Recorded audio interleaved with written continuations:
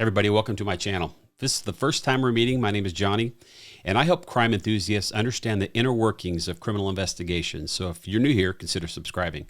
Okay, in today's video, there's been some confusion around the affidavit and the timeline that happened with Brian Kohberger and how they put together the series of events that led up to him being arrested for the murders of the Idaho students.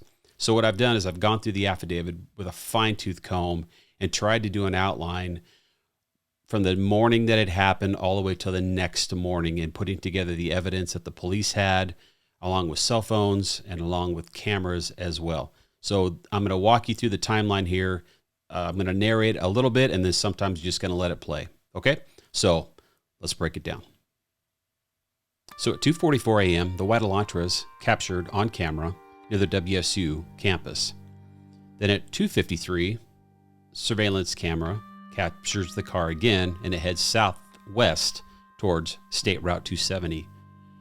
So at 2:54, it's now heading towards Moscow, Idaho on the 270. So it takes a little while to get there. So around 3:26, the car's picked up again near Indian Hills Drive with a camera, and then it heads onto another road towards the King Road on camera. So around 3:30, the vehicle's caught going in front of the residence numerous times, 3 times to count.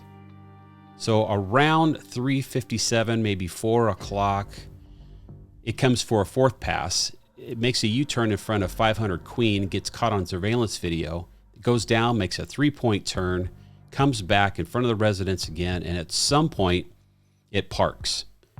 So this is around 4:08, which we think the time of the murders were. Gives them time to get out of the car, go to the house. Now around 4:20, the car is seen leaving at a high rate of speed on some back roads that the officer thinks he's probably going to take because it hooks into another highway, Highway 95.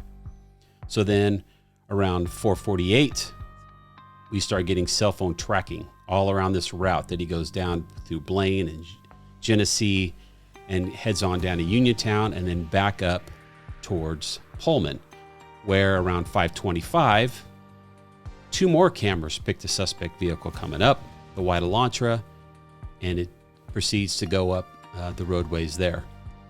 Now, what happens the next morning? His phone is tracked at 9 o'clock, leaving and going to Moscow. Gets there around probably 9:12, stays for a couple minutes, then around 9:14, starts heading back towards the residence over in Pullman, Washington.